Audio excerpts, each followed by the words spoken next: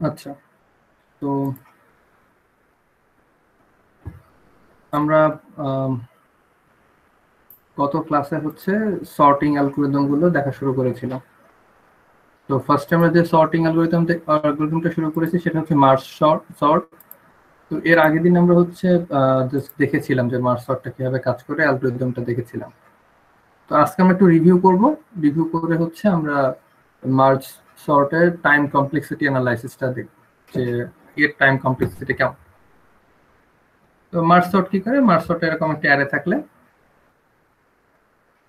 সে কি করে, অ্যারেটাকে দুভাগে ভাগ করে করে সিঙ্গেল এলিমেন্ট পর্যন্ত ভাগ করতেই থাকে। আচ্ছা, এটার কারণ কি, এটা হচ্ছে যেন আমরা প্রবলেমটাকে একেবারে ট্রিভিয়ালি সলভ করতে পারি। তারপর কি করে, তারপর হচ্ছে এই ভাগ করা অ্যারেগুলাকে আসলে সে জয়েন করে করে আবার সে একেবারে ফুল অ্যারেতে চলে যায়। এটা হচ্ছে মার্জ সর্ট। আচ্ছা, তো মার্জ সর্টের প্রসেস নিয়ে তো আজকে আমি রিপিট করবো না। কারোর কি কোনো প্রবলেম ফেস করেছে মার্জ সর্টের প্রসেসটা বুঝতে আপনারা কেউ? আচ্ছা, কেউ করেননি প্রবলেম। তো আমি একটু হয়তো রিক্যাপ করব। রিক্যাপ করার পর আমরা হচ্ছে আজকে টাইম কমপ্লেক্সিটিতে চলে যাব। তো মার্জ সর্ট আসলে কাজ করে কি করে, আপনাকে একটা ফুল অ্যারে দেওয়া হয়েছে, এই যে কয়টা এলিমেন্টের, 1 2 3 4 8টা এলিমেন্টের। সে কি করে, প্রথমে এলিমেন্ট এই অ্যারেটাকে দুভাগে ভাগ করবে, চারটা চারটা করে দুটো অ্যারেতে ভাগ করবে। তো আমরা কোন পর্যন্ত এভাবে ভাগ করতে থাকবো, অর্ধেক করে করে, যতক্ষণ পর্যন্ত আমি একটা সিঙ্গেল এলিমেন্টের অ্যারে না পাবো। তো চার চার এলিমেন্টের অ্যারেকে আবার দুভাগে ভাগ করে 2 এলিমেন্টের অ্যারে পাওয়া গিয়েছে, তারপরে আবার তাকে ভাগ করে সিঙ্গেল এলিমেন্টের অ্যারে পাওয়া গিয়েছে। এটা হচ্ছে আমাদের ডিভাইড আর কনক্যুর পার্ট। আর আমরা যখন মার্জ করব তখন কি করব, এই মার্জের সময়টা আমরা হচ্ছে একটু কেয়ারফুলি মার্জ করি। যেমন আগে ছিল 10 4, কিন্তু আমরা যখন এটাকে মার্জ করব তখন আমরা সর্টেড ওয়েতে মার্জ করব। যেন যখন 4 আর 10 এইটা অ্যারে মার্জ করব, 4 যেহেতু ছোট 4 সামনে যাবে, 10 যেহেতু বড় 10 হচ্ছে পিছনে যাবে। ঠিক একইভাবে 3 আর 6, 3 6 এর মধ্যে 3 যেহেতু ছোট 3 সামনে আসবে, 6 পরে যাবে।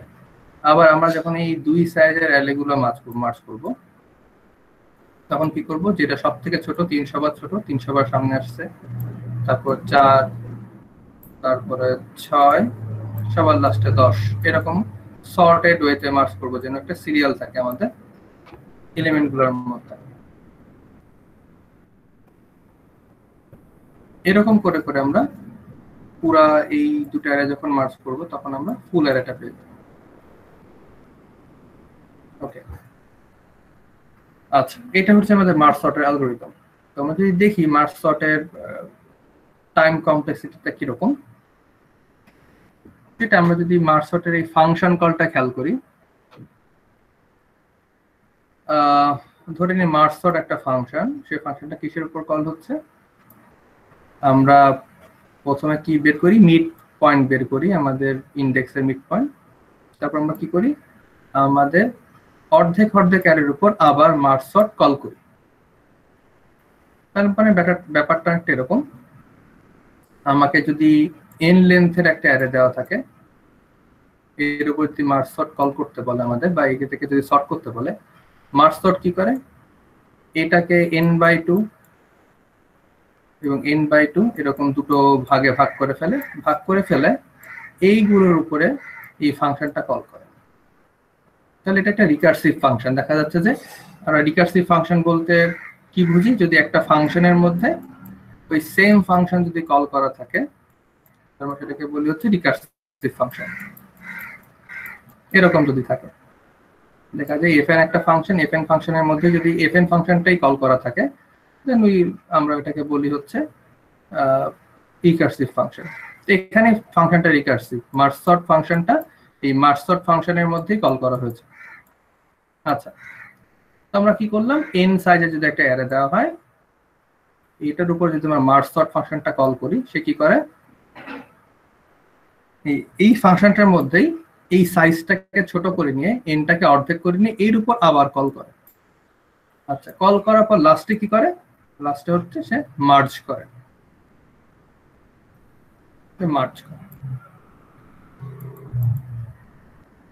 ওকে, তো আমরা এখন এর অ্যানালাইসিসটা দেখব।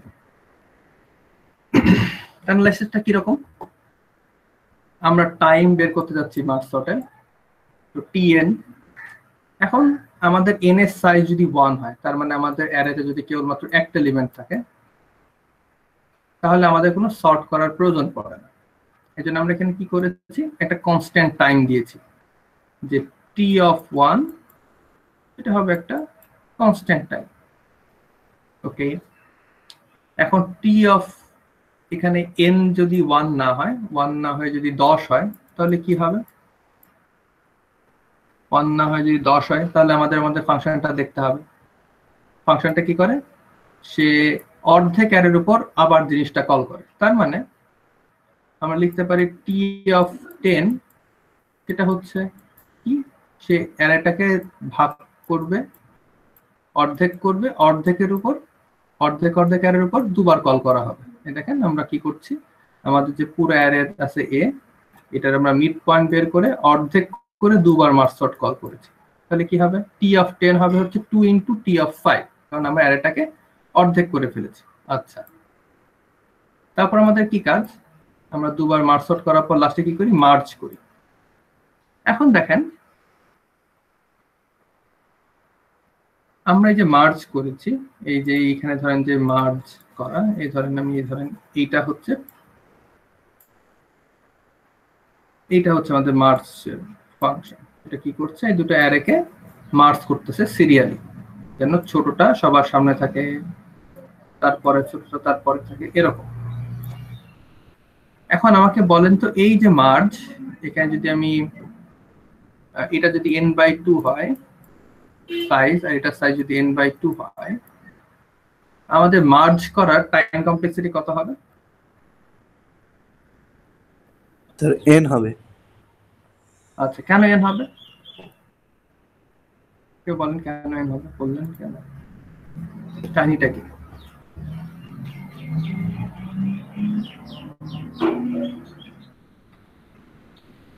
আচ্ছা, একবার বাম পাশে মানে একবার বাম পাশে করা লাগবে, একবার ডান পাশে করা লাগবে। আচ্ছা, যখন আপনি ধরেন এরকম কোন অ্যালগরিদম দেখবেন যে ধরেন আপনাকে বলতেছে যে টাইম কমপ্লেক্সিটি কত, এটা আর একভাবে এটা চিন্তা করতে পারেন যে আপনার এই অ্যারেটাকে কবার পড়া লাগতেছে, এটা হচ্ছে একটা ওয়ে বোঝার জন্য, তাই না? মানে একটা ইনটিউশন দিই যে কেন আমরা বুঝবো যে আমাদের এটা হচ্ছে এন সময় লাগতেছে, এন। এটা আমরা দেখবো যে আমাদের অ্যারেটাকে হচ্ছে একবার পড়া লাগতেছে, অ্যারেটাকে দুবার পড়া লাগতেছে না। আমরা এটা কিভাবে করেছিলাম আপনাদের মনে আছে?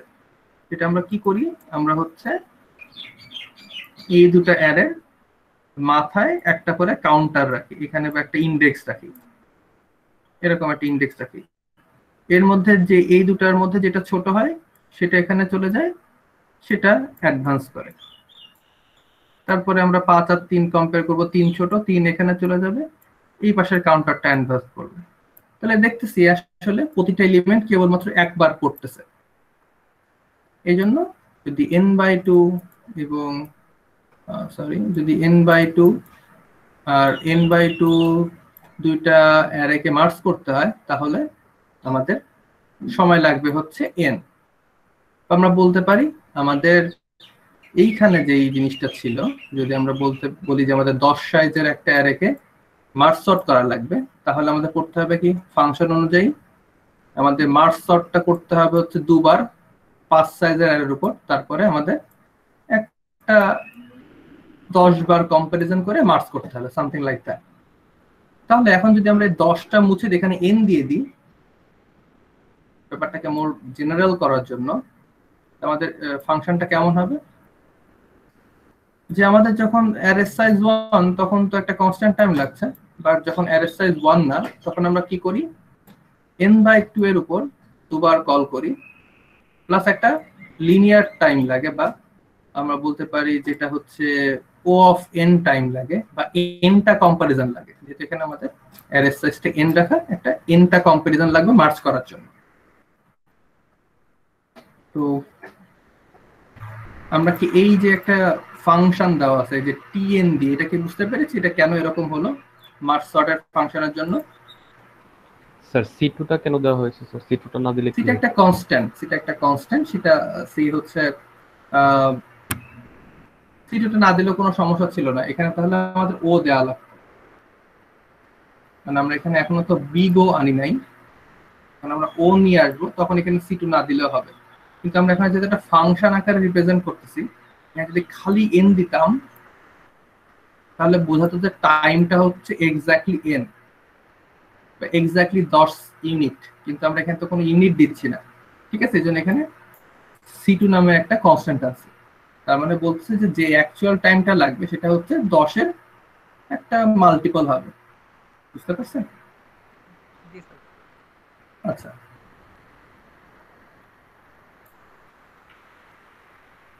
তাহলে আমরা মনে হয় সবাই এই ফাংশনটা বুঝছি। এই ফাংশনটা হচ্ছে অনেকটা এর মতো, আমরা যদি এখান থেকে সব জিনিসপাতি মুছে দিই তাহলে আমরা এরকম করে দেখতে পারি। আসলে এই মার্জ সর্ট কল করা হচ্ছে আমাদের ধরেন n সাইজের একটা জিনিসের উপর, এই মধ্যে ঢুকে গেলে দেখবো যে মার্জ সর্টে দুবার কল করা হয়েছে n/2 এর উপর,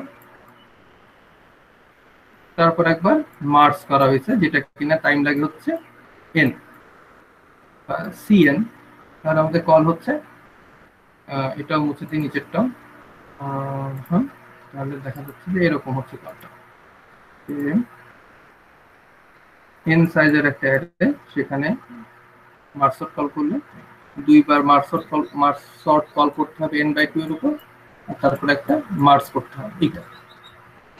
কিন্তু স্যার এখন বলেন 2t/2 এটার জন্য কতটুকু টাইম লাগবে সেটা তো আমি বলতেছি না। এখন এখন এখন আমরা বের করবো, হ্যাঁ আমরা যাবো। এখন এটা তো একটা রিকার্সিভ ফাংশন, তাই না? তার মানে n/2 এটাও এভাবে ভেঙে যাবে, 2 বড় ব্র্যাকেট, তারপর tn/2 আমরা কাজ এই একই ফাংশনটা আবার বলবে রিকার্সিভ ফাংশনের মতো। তাহলে এরকম হবে 2n/4 প্লাস n/2 c2n। এখানে c2 এটা কি করলাম, আমাদের tn এর যে ফাংশন এখানে আমরা খালি বসাইছি কি tn/2। তাহলে দেখেন আমরা এরকম পাই না, 2tn/4 c2n/2 এরকম পাই। আচ্ছা, তারপর আবার কি হবে, এই জিনিসটাও আবার একবার ভাঙবে। তার মানে অনেকটা এরকম হবে, আমরা এরকম করে লিখতে পারি যে 4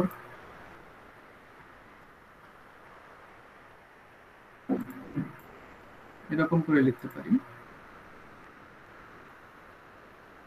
4tn/4। স্যার দুইটা n/4 ফাংশন হবে নাকি স্যার? চারটা n/4 হবে? 4 10/4 হবে, কারণ এখানে 2 আছে, 2টা তো বাইরে গুণ হিসাবে আছে। ও আচ্ছা, তাহলে এটা গুণ করে দিব যে 4tn/4 হবে, আর এখানে কি হবে, এখানে হবে c2n, আবার এখানে বাইরে c2n। এখানে তাহলে কি হলো 4tn/2। আচ্ছা, এখন যদি আমি আরো একবার ভাঙি, জাস্ট আপনাদের এক্সাম্পল দেওয়ার জন্য আমি এখানে লিখে এটা অন্য একটা কালি দিয়ে, আমরা বুঝতে পারি যে কত স্টেপ গেলাম। এটাকে আমরা কালো কালি দিয়ে লিখবো।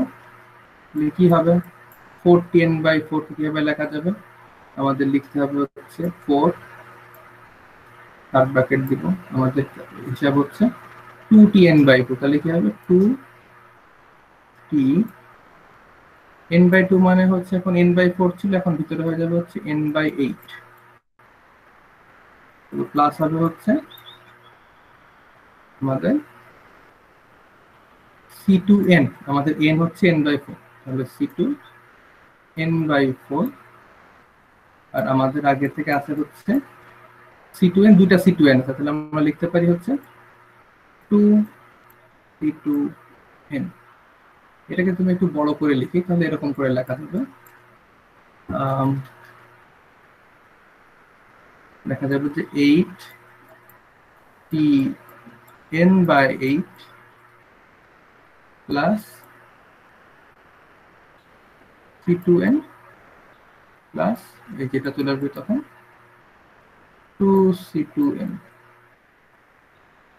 তাহলে দেখা যাচ্ছে আমি এর পরের পেজে যদি পরের পেজে এগুলা ইলাবোরেট করা আছে, তার মানে যদি আমরা এইভাবে করি যে টি অফ এন হচ্ছে এখানে 2tn/2 আছে, সেটাকে ইলাবোরেট করলে সেটাকে যদি আমরা আবার ভাঙাই সেটা এরকম একটা হয়। তারপরে যদি ভাঙাই তাহলে এরকম করে রিকারশন হতেই থাকে, এরকম করে এরকম। এখন আপনারা দেখতে পাচ্ছেন যে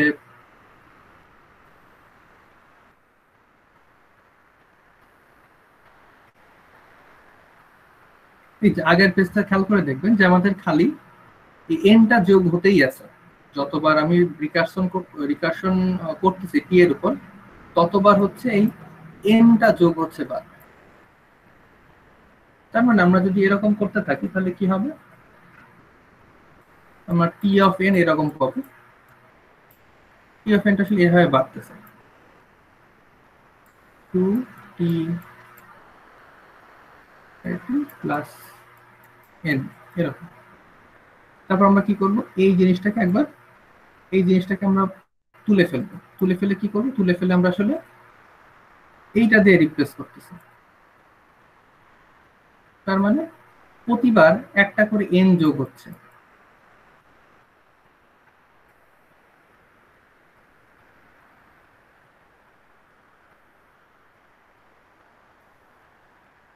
তারপরে এবার হবে হচ্ছে 8tn/8, এখানে 3n হবে।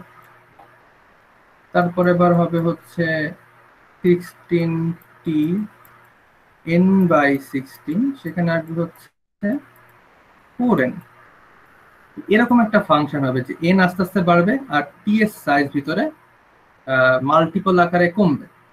সবাই কি এটা বুঝতে পারছেন জাস্ট এই দুটো ইলাস্ট্রেশন থেকে, যে আমরা যতবার এই টি কে ভাঙতেছি ততবার আমাদের এন এক করে বাড়তেছে আর ভিতরে টি এর সাইজ ভাগ হয়ে কমে যাচ্ছে। সবাই কি এটা বুঝতে পারছেন? জি স্যার। আচ্ছা, এখন আমরা জানি স্যার প্রথম লাইনটা একটু যদি আবার বলতেন।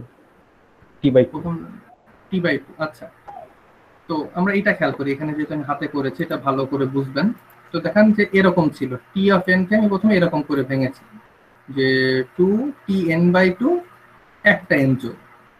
এখন দেখেন যখন আমি এই tn/2 কে ভাঙলাম, ভাঙার পর কি হলো, আমাদের আরো একটা এন যোগ হলো, কিন্তু আমাদের কি হয়েছে, এন এর সাইজটা 4 গুণ কমে গেল। তারপরে কি হয়েছে, আমি যখন আবার এই টি অফ n/4 কে ভাঙলাম তখন কি হলো, আমাদের এন আরো একটা বেড়ে গেছে। এই দেখেন আগে ছিল 2টা, ভিতর থেকে আরেকটা বেরোছে 3টা, কিন্তু কি হয়েছে, আমাদের এন এর সাইজটা আরো অর্ধেক হয়ে গেছে, মানে এখন হয়ে গেছে n/8। এরকম কি হবে, আমি যখন এটাকে আবার ভাঙবো তখন এরকম হবে, এন এর সাইজ কমে n/16 হয়ে যাবে, কিন্তু আরো একটা এন লাস্টে যোগ হবে। তো ব্যাপারটা কি হবে, এরকম আসলে হতেই থাকবে। এখন হতে হতে কখন শেষ হবে, যখন আমার এন এর সাইজ 1 হয়ে যাবে, তখন তো রিকারশন আর চলবে না, তখন খালি c1 বলবে। তো এন এর সাইজ কখন 1 হবে, লাইক এন কে যখন আমরা ভাগ করতেছি যে n/2, n/4, n/8, n/16, এরকম কতক্ষণ চলবে? কারো কোনো মানে আইডিয়া পাচ্ছেন তো যে কিভাবে কতক্ষণ চলবে?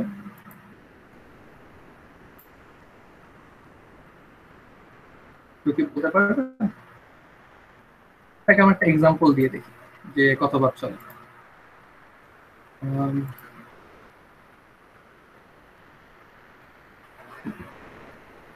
ধরেন আমাদের এন এর সাইজ, সরি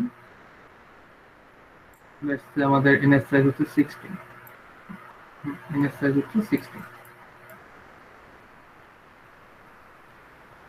তাহলে কি হবে, টি অফ 16 হবে হচ্ছে 2t 16/2 প্লাস 16। আমি এখানে সিটি লিখতেছি না। আচ্ছা, যখন আমি আবার এটাকে ভাঙবো, এটাকে ভাঙলে কি হবে আমরা জানি, 4t 16/4 প্লাস আমাদের আরো একটা 16 যোগ হবে, তাহলে বলবো হচ্ছে 2 × 16। তারপর এটাকে যখন আবার ভাঙবো তখন কি হবে, 8t 16/8, আমরা জানি এখানে হচ্ছে আরো একটা 16 বাড়বে, তাহলে 3 × 16। আচ্ছা, তারপর কি হবে, এখন হবে 16t 16/16, এখানে হচ্ছে তখন হবে 4 × 16। আচ্ছা, এখন কি হলো, এখন আমার ভিতরে হয়ে গেছে হচ্ছে 1, কালিটা একটু চেঞ্জ করি। এখন এইটা কি, এটা আমাদের এখন হয়ে গেছে এটা 1। এটা যখন 1 হয়ে যাবে তখন আমরা দেখছিলাম যদি টি অফ 1 হয়, টি অফ 1 একটা কনস্ট্যান্ট টাইম, তাহলে আমরা কি করতে পারি, এখানে হতে পারে হচ্ছে 16 ইনটু একটা কনস্ট্যান্ট টাইম, আমরা ধরে নিতে হচ্ছে c1, আর এখানে আছে হচ্ছে 4 × 16। তাহলে এখন যদি আমরা 16 এর জায়গায় আমাদের যে ভেরিয়েবলটা আমরা নিয়েছিলাম n বসায় দিই, তাহলে এরকম হবে যে টি অফ n হয় হচ্ছে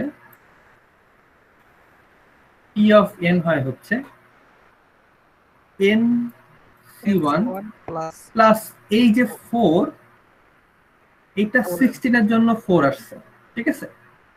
এখন চিন্তা করেন আমাদের নিচের পাওয়ারটা কত আকারে বাড়তেছে, প্রতিবার 2 গুণ 2 গুণ করে হচ্ছে, তাহলে দেখেন এক্সপোনেনশিয়ালি বাড়তেছে, 2 4 8 16 32 64 128 এরকম করে বাড়তেছে। তাহলে এটা আসলে দেখেন 16 জন্য 2, তার মানে এটা অ্যাকচুয়ালি এটা হচ্ছে log 2 of 16 বা 2 বেস লগে 16 এর যে মানটা আছে 4। তার মানে যদি আমাদের 8 থাকতো n এর সাইজ, তাহলে আমাদের দেখেন এই স্টেপে শেষ হয়ে যেত, আমাদের 16 এর যদি 8 থাকতো, এখানে আমাদের 8/8 হয়ে যেত। তার মানে সেটা হচ্ছে log 2/8, সেটা ইকুয়াল টু 3 হতো।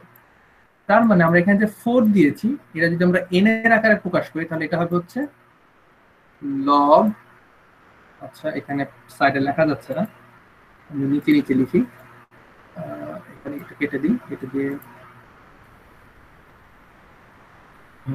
এখানে প্লাস, এই যেখানে 4 এর জায়গায় হবে হচ্ছে log n। আমরা কম্পিউটার সায়েন্সে যখন n log দেখবো তখন আমরা ধরে নিতে পারি এটা হচ্ছে 2 বেস log n দিলাম, এর সাথে কি থাকবে, n গুণ হিসেবে থাকবে, আচ্ছা, সবাই কি বুঝতে পেরেছেন এই ডিরাইভেশনটা? আপনাদের ডিরাইভেশন পরীক্ষায় আসবে না, বাট পরীক্ষায় আসলে আমি যেভাবে বুঝাইছি সেভাবে বুঝালে হবে, বাট আপনারা কি সবাই ফিল করতে পারছেন যে কিভাবে এইটা এই জায়গায় চলে আসলো, যে T of n nc1 log n into n আসলো। এই পর্যন্ত কি সবাই বুঝেছেন? Sir G sir. But sir তাহলে পরীক্ষা আসবে কি? পরীক্ষায় কি আসবে, পরীক্ষায় সিমুলেশন আসবে, সিমুলেশন করবেন।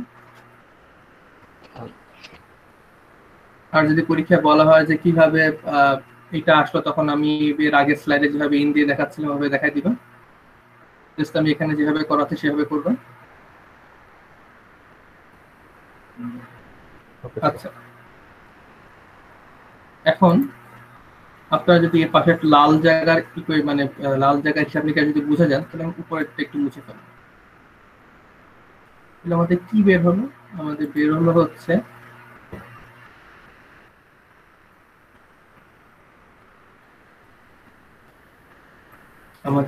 টাইমটা এরকম, টি অফ n বের হয়েছে হচ্ছে c1n plus log n into n।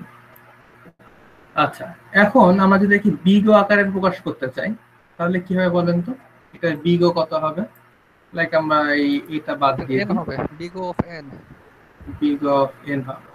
আচ্ছা, কেন বিগ অফ n? লগ এর ক্ষেত্রে মানে মানটা নিচে হয়ে যায়। আচ্ছা, তো দেখেন এখানে n আছে, এখানেও n আছে। তো আমরা যখন বলছিলাম যে আমাকে নিতে হবে প্রমিনেন্ট টার্মটা, তাই না? তো আমরা প্রমিনেন্ট বুঝবো কি করে, এখানে আছে কনস্ট্যান্ট, এখানে আছে হচ্ছে log n, তাহলে কনস্ট্যান্ট আর log n এর মধ্যে কোনটা বড়?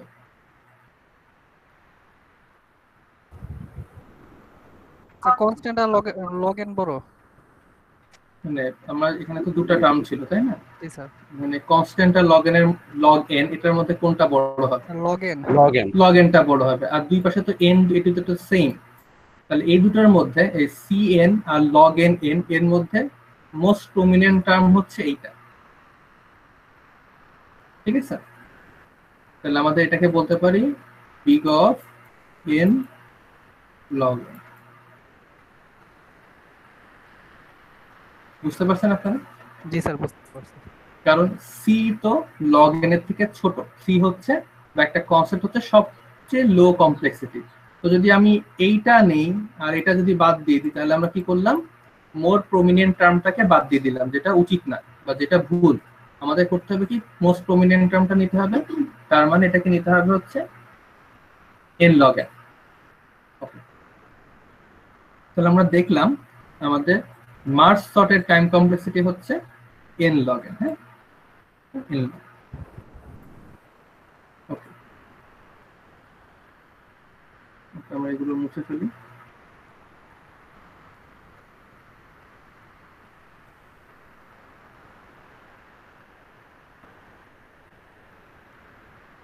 ওকে, আচ্ছা, আজকে হচ্ছে আমরা আরো একটা ডিফারেন্ট সর্টিং অ্যালগরিদম দেখবো, সেটা হচ্ছে কুইক সর্ট। কুইক সর্ট জিনিসটা কিরকম? কুইক সর্ট অ্যালগরিদমটা হচ্ছে ডিভাইড এন্ড কনকার হিসেবে কাজ করে, ডিভাইড এন্ড কনকার টেকনিকে কাজ করে। তো মার্জ সর্টে আমরা ডিভাইড করতাম হচ্ছে জাস্ট আমাদের যে অ্যারে সেটা জাস্ট এই মাঝখান ভাগ করে দিতাম, মাঝ বরাবর ভাগ করে আমরা দুটো অ্যারেতে ভাগ করে দিতাম। কিন্তু এই কুইক সর্টে ভাগটা আলাদা এবং টেকনিকটাও ডিফারেন্ট। আমরা কি, আমরা একটা সিমুলেশন যদি দেখি তাহলে আমরা বুঝতে পারবো, যে আমরা এক একটা করে লাইন করি তাহলে বুঝবো। প্রথমে অ্যালগরিদমটা কি, যদি অ্যারেতে কেবলমাত্র একটা এলিমেন্ট থাকে তাহলে আসলে সর্ট করার দরকার নেই, এটা ট্রিভিয়াল কেস, এটা ডান করে দিব। আচ্ছা, যদি একাধিক এলিমেন্ট থাকে তখন আমরা কি করব, একটা এলিমেন্টকে পিভট নিব। এখন পিভটের কি কাজ আমরা বুঝতেছি পরে। তো আমরা ধরেন আমাদের এই সিমুলেশনে এই 40কে পিভট হিসেবে নিলাম, ঠিক আছে? মানে যে কোনো একটা এলিমেন্টকে পিভট নিতে হবে, সেটা র্যান্ডমলি যে কোনো একটা এলিমেন্ট হতে পারতো, ঠিক আছে?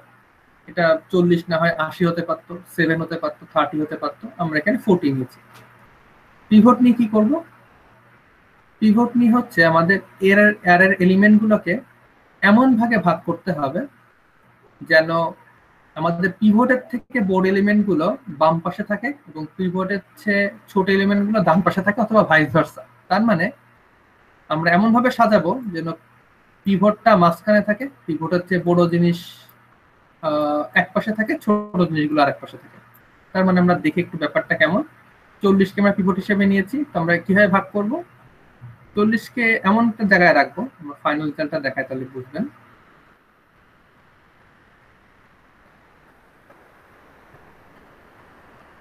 এরকম একটা জায়গায় রাখবো 40কে, যেন 40 থেকে ছোট এলিমেন্ট গুলো এই লেফট সাইডে থাকে, 40 থেকে বড় এলিমেন্ট গুলো এরকম রাইট সাইডে থাকে। এটা হচ্ছে অ্যালগরিদম। আমি একটু যে অনেকগুলো স্লাইড চেঞ্জ করলাম, এটা হচ্ছে প্রসেস, যে প্রসেস এটা করব। তার মানে আমাদের কি করতে হচ্ছে,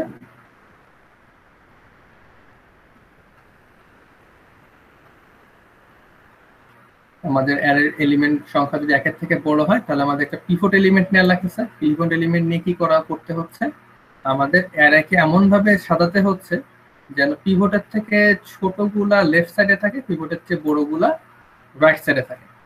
এখন কি হবে, আমরা যদি এখানে পিভট যদি 40 সিলেক্ট করি, 40 থেকে ছোট আসবে, ধরুন এই পাশে আসবে 20, 10, 7, 30, এরকম একটা অ্যারে হবে এর লেফট সাইডে।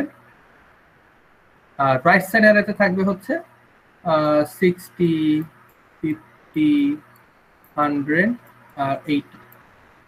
আমরা কি করব, আমরা যে পিভট নিলাম, পিভটের ছোটগুলা স্মল গুলো এই পাশে নিলাম, লার্জগুলো এই পাশে নিলাম, আমরা করব কি এগুলোর উপর সেম কাজ আবার করবো। তার মানে হচ্ছে এগুলোর মধ্য থেকে একটা পিভট নিব, পিভট নিয়ে এর ছোটগুলা ওই পিভটের ছোটগুলা বাম পাশে, বড়গুলা ডান পাশে নিব। ঠিক একইভাবে এখানেও তাই করব, এখান থেকেও একটা পিভট নিব, এই চারটা এলিমেন্ট থেকেও একটা পিভট নিব, যে পিভটের ছোটগুলো এক পাশে বড়গুলো আরেক পাশে নিব।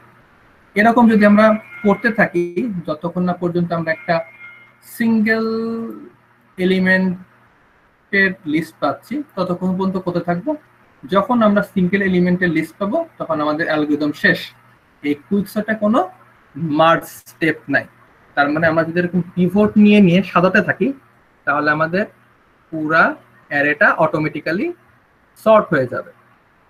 তো আমরা এখানে একটা অ্যালগরিদম, মানে এখানে জাস্ট আমরা একটা সিমুলেশন দেখবো, ছোটখাটো একটা সিমুলেশন কিভাবে হচ্ছে আসলে।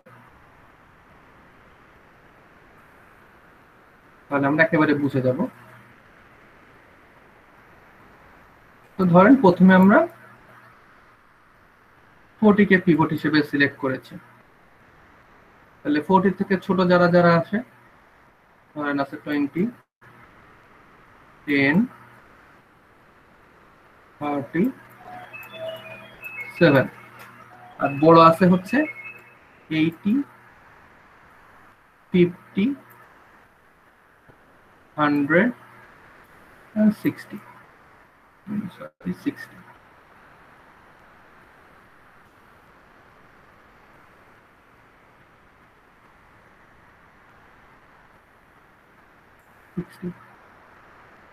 আচ্ছা, তা আমাদের করতে হবে কি এগুলার এইটুকুর উপরে আবার সাজাতে হবে।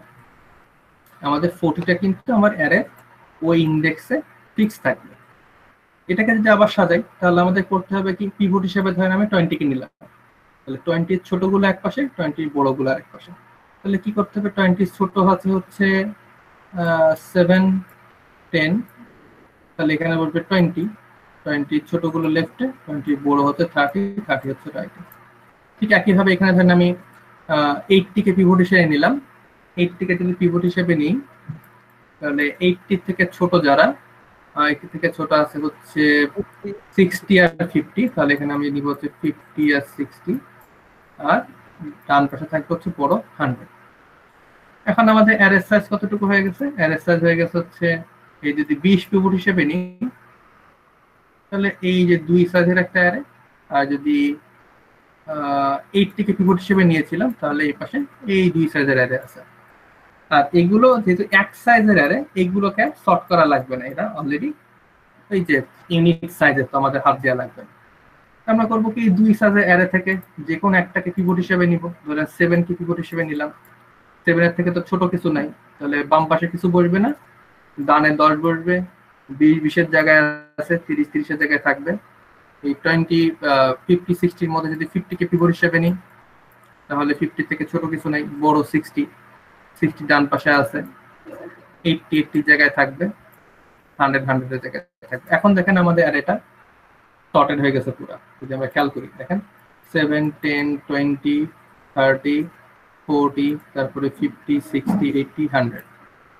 তো দেখেন আমাদের এই যে সিকোয়েন্সটা, এটা আমরা অ্যারেতে একটা সিঙ্গেল অ্যারেতে রেখেই করব, এবং দেখেন সবাই তাদের যেসব যেরকম জায়গায় থাকার কথা সেরকম জায়গায় চলে আসে। তার মানে আমরা এটা ইনশিওর করতে পারি প্রতিটা স্টেপে যে পিভট যেটা, পিভট তার অরিজিনাল সর্টেড পজিশন আসলে ফিক্স হয়ে যায়।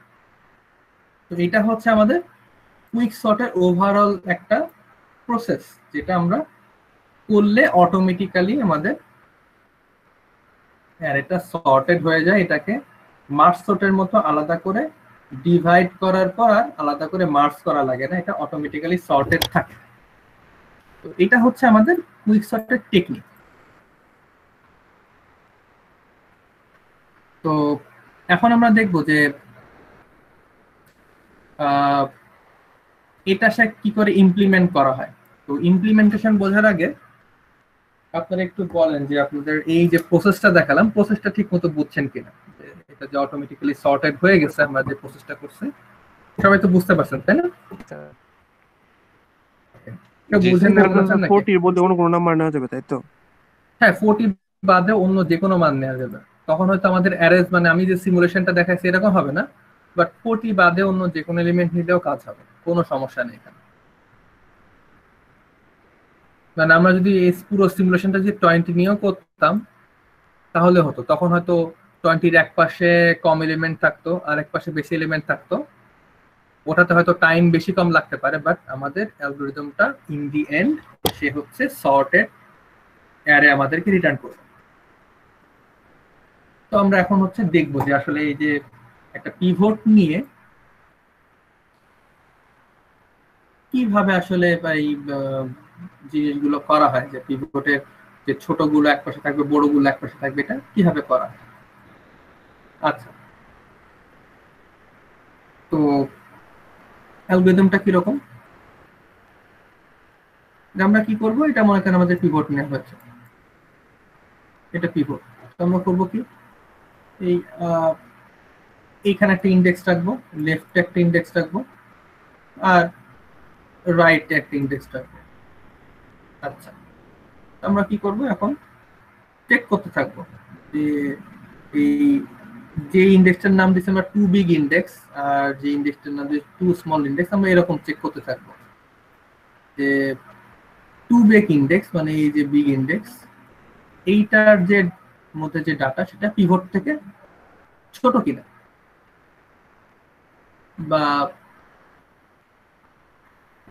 এই যে আমার টু বিগ ইন্ডেক্সে যে ডাটা আছে মানে এই যে 20 আমরা চেক করব এটা 40 থেকে ছোট কিনা, যদি 40 থেকে ছোট হয় তাহলে আমরা ইন্ডেক্সটাকে বাড়াবো।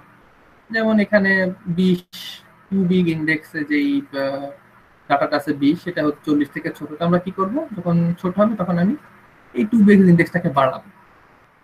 আবার কি করব, আবার চেক করবে যে হোয়াইল লুপ আসলে আবার বাড়ে চেক করব যে এই টু বিগ ইন্ডেক্সে যেটা আছে সেটা আমাদের 40 থেকে ছোট কিনা, ছোট হয় তাহলে আবার বাড়াবো। এখন হয়ে গেছে হচ্ছে 80। যখন এই হোয়াইল লুপের এই কন্ডিশনটা ফেল করবে তখন তার বাড়বে না, তখন তো স্টপ হয়ে যাবে।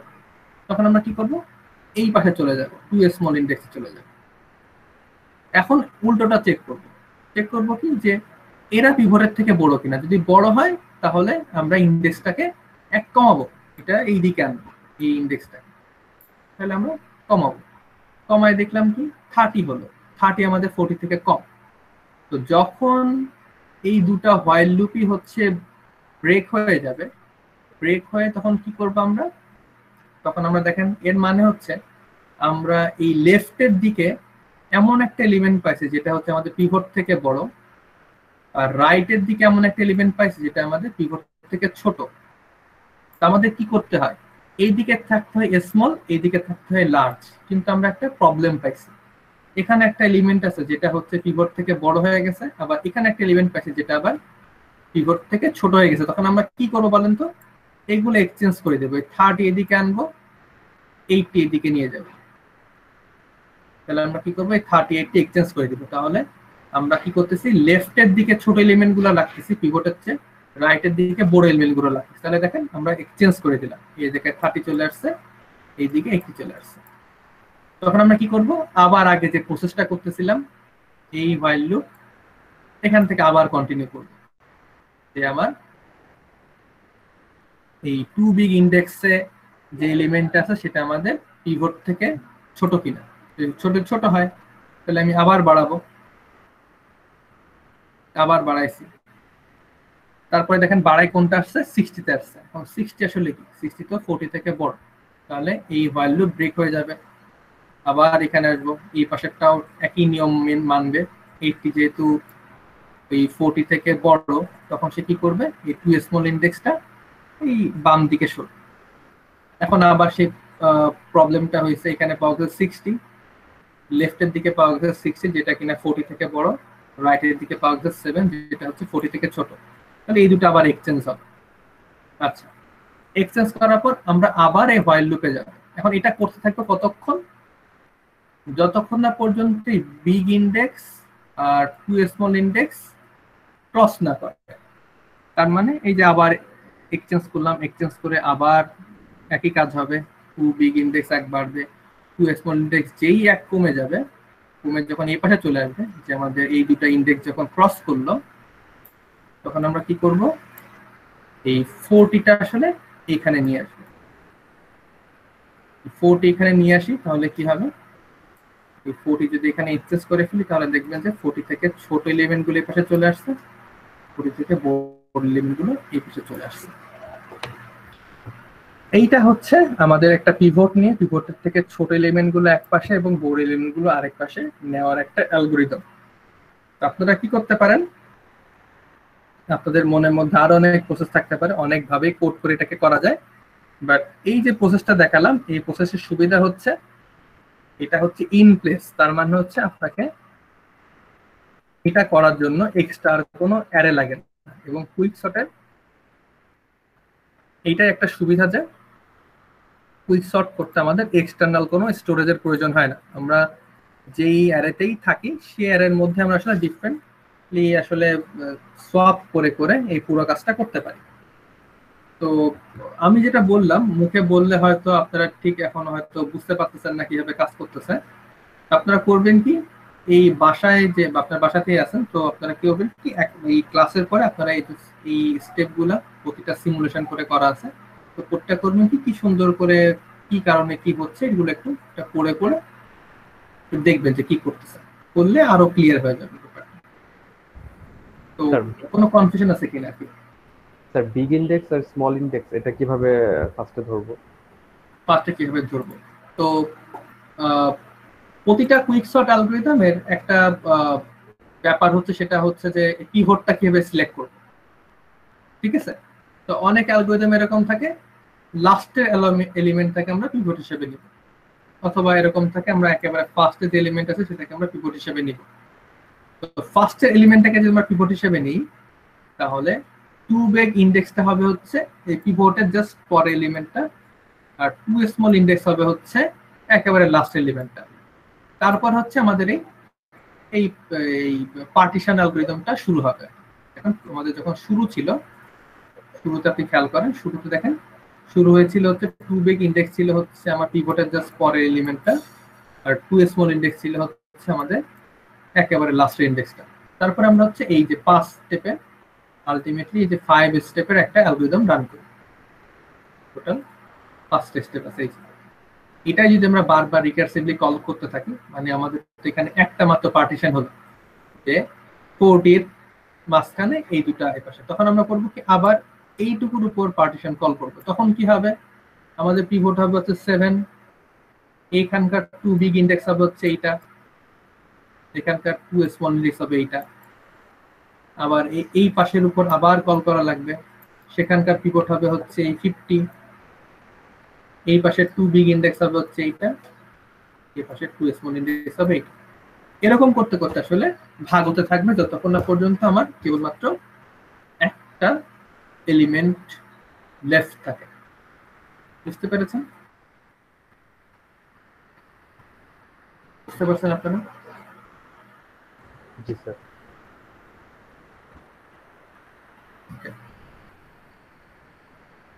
আচ্ছা, তো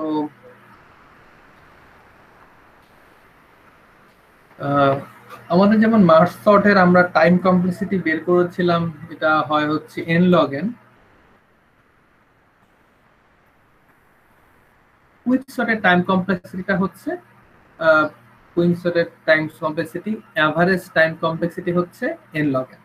তো আমরা যেমন এখানে আসলে কোনো একেবারে ফিক্স করে কেন বলতে পারবো না যে কুইকসর্টের টাইম কমপ্লেক্সিটি কেমন, বলতে পারবো না, কারণ হচ্ছে কুইকসর্টের টাইম কমপ্লেক্সিটি ডিপেন্ড করে হচ্ছে আমি কাকে পিভট হিসেবে নিচ্ছি। ঠিক আছে, তো চিন্তা করেন যদি এরকম হয় যে আপনার অ্যারেটা যদি ছোট থেকে বড় আকারে সাজানো থাকে এবং আপনি যদি 2 কে পিভট হিসেবে নেন, তখন কি করতে হবে বলেন তো? মনে করেন আপনি কি করেছেন, আপনি ধরেন বাই চান্স আপনি সবচেয়ে ছোট এলিমেন্টকে পিভট হিসেবে নিয়ে ফেলেছেন, তখন কি করতে হবে, আপনার আসলে অ্যারেটা ছোট হলো না, মানে আমাদের এই ডিভাইড এন্ড কনকরের মানে কনকরের আসলে টার্গেটটা কি, টার্গেট হচ্ছে আমাদের অরিজিনাল n সাইজের একটা অ্যারে থাকবে, আমরা করব কি অ্যারেটাকে 2 ভাগে ভাগ করে ফেলবো, আমাদের আশা থাকবে আমরা 2টা ছোট ছোট প্রবলেমে ভাগ করে ফেলবো n/2 n/2। কিন্তু আপনি যদি এরকম একটা কেস চিন্তা করেন যেখানে আপনি ধরেন সবচেয়ে ছোট এলিমেন্টটাকে পিভট হিসেবে চুজ করবেন, তখন আপনার ছোট ছোট প্রবলেম কিভাবে তৈরি হবে? আপনাকে তো জাস্ট প্রবলেমের সাইজ 1 কমলো, n-1 হলো। যেখানে আপনার ভালো পিভট হলে, মানে যে পিভটটা মাঝামাঝি এরকম পিভট হলে আপনার প্রবলেম হচ্ছে n/2 আর n/2। তো পিভটের উপর ডিপেন্ড করে আসলে আমাদের কুইকসর্ট অ্যালগরিদমের এই টাইম কমপ্লেক্সিটি ভ্যারি করবে। তো এখানে আমরা যখন আমাদের এরকম অ্যালগরিদম থাকবে যেখানে আসলে আমরা ফিক্স করে বলতে পারবো না যে আমাদের এর টাইম কমপ্লেক্সিটি কত, তখন আমরা average case time complexity use করি। তো অ্যাভারেজ কেস টাইম কমপ্লেক্সিটি হচ্ছে কুইকসর্টেরও n log n। In practice quicksort অনেক ভালো কাজ করে, বাট আমাদের এর ওর্স কেসে টাইম কমপ্লেক্সিটি n স্কয়ারও হতে পারে যদি আমরা খারাপ করে পিভট এলিমেন্ট চুজ করি। তার মানে কুইকসর্টের বেস্ট রানিং টাইম হবে হচ্ছে n log n, আর ওর্স রানিং টাইম হবে হচ্ছে n স্কয়ার। কখন এখানে n স্কয়ার হবে? যখন আমরা আমাদের পিভট গুলা এরকম উল্টাপাল্টা সিলেক্ট করব, যে সবচেয়ে ছোট এলিমেন্টটা পিভট হিসেবে চুজ করলে আমাদের আসলে প্রবলেমের সাইজ ছোট হয় না, প্রবলেমের সাইজ কেবল n-1 হয়। আর অন্যান্য ক্ষেত্রে যখন আমরা ভালো পিভট চুজ করি, যখন আমাদের ধরেন যে পিভটটা আমাদের মাঝামাঝি, সেক্ষেত্রে আমাদের প্রবলেম সাইজ অর্ধেক হয়ে যায়। তো আমরা এই ডিটেইল অ্যানালাইসিস শিখবো না যে কিভাবে আমরা এই অ্যাভারেজ কেস টাইম কমপ্লেক্সিটি পাইলাম হচ্ছে n log n, base case running time n log n পাইলাম, এটা আমরা জানবো না। জাস্ট আমরা এটা মাথায় রাখবো যে কুইকসর্টের টাইম কমপ্লেক্সিটি পিভটের উপর ডিপেন্ড করে। যদি সব থেকে ছোট এলিমেন্ট অথবা সব থেকে বড় এলিমেন্টকে আমরা পিভট হিসেবে চুজ করি, সেক্ষেত্রে রানিং টাইম বেড়ে যায়। আর আমরা যদি অ্যারের মাঝামাঝি ভ্যালুর একটা পিভট এলিমেন্ট চুজ করি, তাহলে আমাদের টাইম কমপ্লেক্সিটি সবচেয়ে ভালো থাকে n log n। তো আজকে যেটুকু পড়লাম সবাই কি এটুকু বুঝেছেন? জি স্যার। জি স্যার।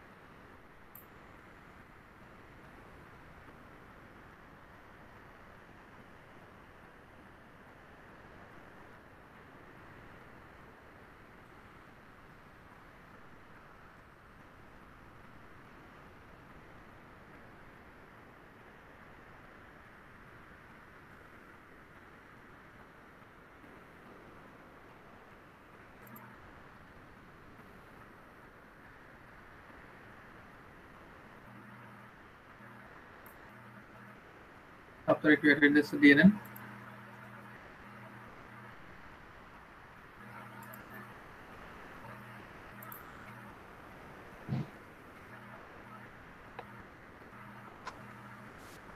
এক, present sir. 2, 3, Yes, sir. 4, 5, 6, Yes, sir. 7, sir Mohammad Bairul Islam sir present। 7 present, sir. 7 present. 8, Present. 9, Yes, sir. 10, Present, sir. 11, Present, sir. 12, present sir. 13, Yes, sir. 14, Yes, sir. 15, 16, 17, Yes, sir. 18, Yes, sir. 19 20 Yes, sir. 21 sir 19 present ছিল 21 present আছে Yes, sir. 22 present sir 23 present sir 24 25 present sir 26 27 present sir 28 yes sir 29 30 31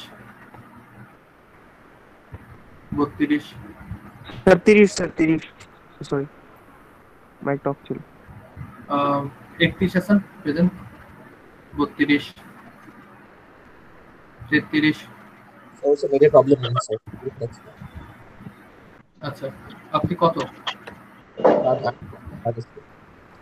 আচ্ছা আপনার serial নাম্বারটা লিখে দেন যাদের মাইকে problem অথবা কোনো কারণে দিতে পারেননি তাদের সিরিয়াল নাম্বারটা যেন চ্যাটে লিখে দেন 34 Yes, sir.